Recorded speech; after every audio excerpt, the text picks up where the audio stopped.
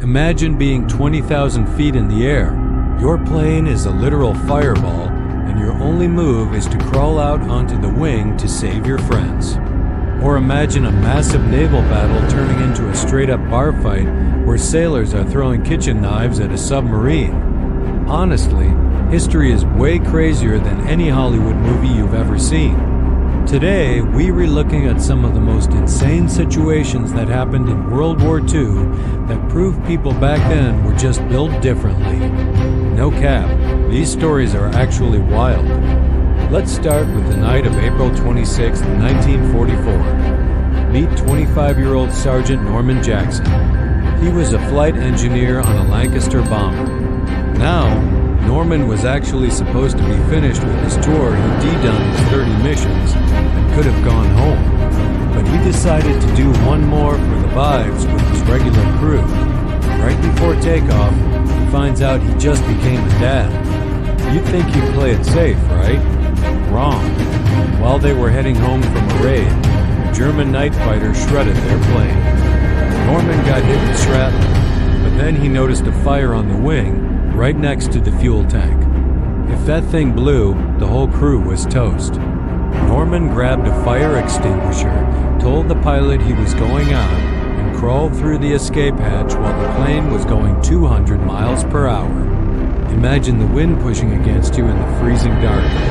As he was climbing, his parachute accidentally opened inside the plane. The crew had to hold on to the silk string so he didn't get sucked out. He managed to reach the fire, but he slipped and lost the extinguisher. While he was literally hanging onto the wing for dear life, the German fighter came back and shot him again. Eventually, he had to let go and fell thousands of feet with a burned parachute. He survived the fall, broke his ankle, and became one of the most legendary forgotten heroes of World War II. That is pure main character energy. Next up, let's talk about the USS Borie. It's October 1943, and the Atlantic Ocean is basically a giant game of hide-and-seek with German U-boats. The Borie, an old destroyer, caught a sub called U-405 when they started dropping depth charges, and one of them exploded so close it literally lifted the back of the Borie out of the water. This forced the sub to surface. Two ships actually rammed into each other and got stuck. They were locked together in a massive storm. Because they were so close, the Borie couldn't aim its big guns low enough to hit the sub. So, the crew did something that sounds like a movie script. They turned a naval battle into a barroom brawl. When they ran out of ammo for their pistols, they started throwing whatever was nearby. One sailor literally chucked a kitchen knife at a German. Another guy threw a heavy shell casing like a football. This is one of those weird war stories you won't find in textbooks. The Borie won, but they had to sink their own ship the next day because it was too damaged. The crew proved that sometimes a kitchen knife is all you need. Finally, we have one of the most heroic and gut-wrenching moments of the war. The Vail River crossing during Operation Market Garden. It's September 1944, and the Allies are trying to end the war by Christmas. They needed to capture a vital bridge in the Netherlands, but the only way was to cross the river under heavy fire. The problem? The boats they were promised arrived late, and they were basically canvas and plywood toys.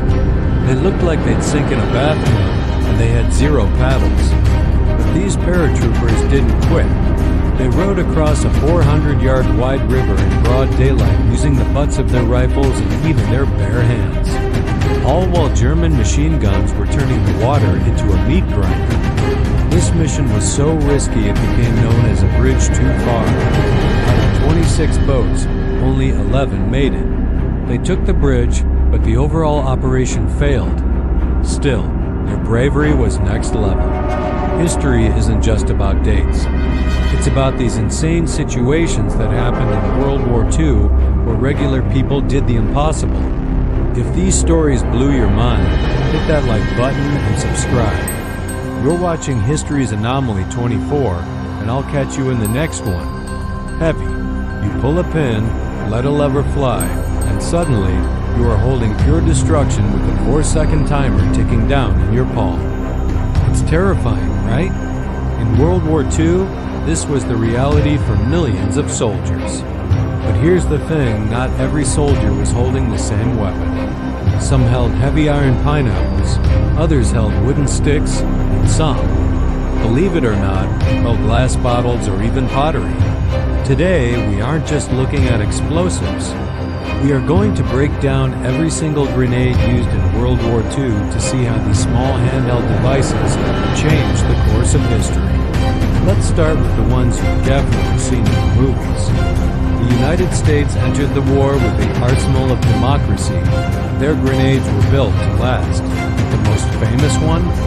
The MK2. Everyone called it the pineapple because of those deep grooves cut into the iron. The idea was that it would shatter into perfect little squares, but in reality, it just ripped apart into dangerous, unpredictable chunks. It was heavy, reliable, and the standard for American G is.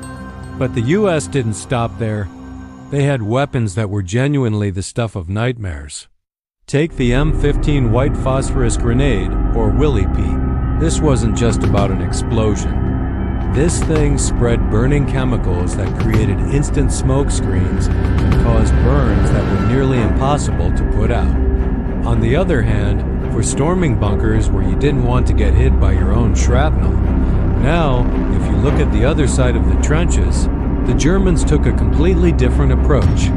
While the Americans liked heavy balls of iron, the Germans preferred leverage. That's why we have the iconic potato masher, or the Model 24. That long wooden handle wasn't just for show. It let a German soldier throw that grenade significantly farther than any Allied soldier could throw theirs.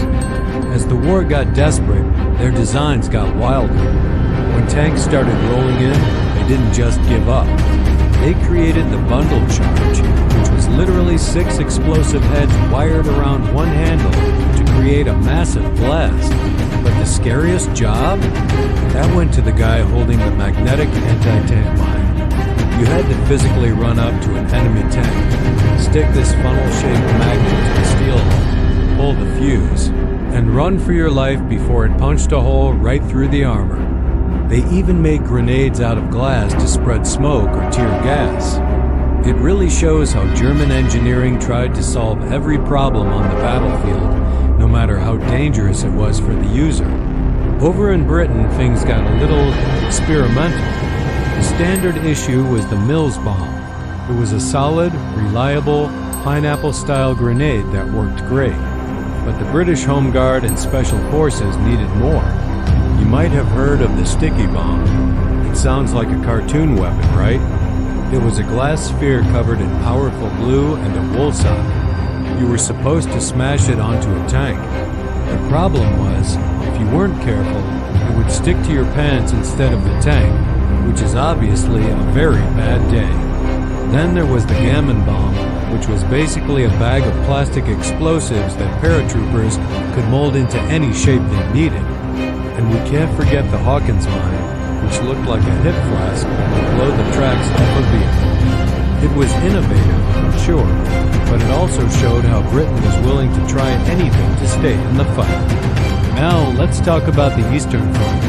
The Soviet Union needed weapons that worked in the freezing cold and mud, and they needed millions of them. Their main tool was the F1, or the La Mancha. It looked a lot like the American and French grenades, simple, heavy, and deadly. But when supplies ran low, the Russians got creative. They made the RG-42, which was essentially a tin can filled with explosives and a coil of metal sheet inside to create shrapnel.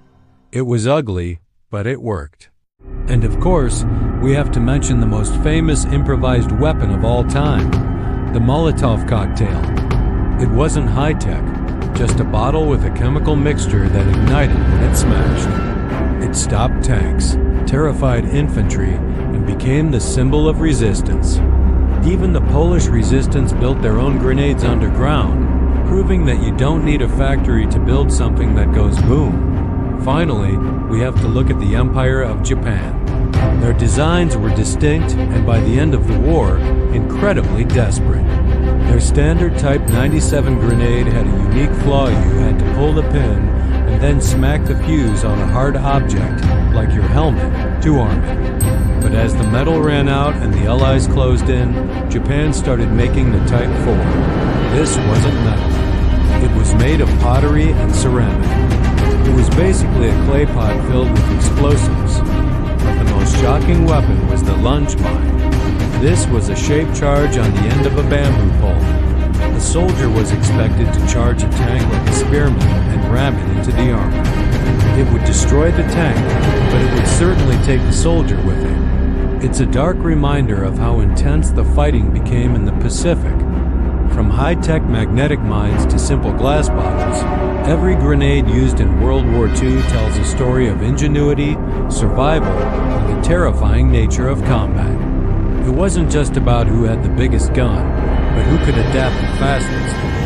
If you enjoyed this deep dive into history's most explosive handheld weapons, please hit that like button. It really helps the channel grow. And for more stories about the strange and fascinating gear of the past, make sure to subscribe to History's Anomaly 2-4. I'll see you in the next one.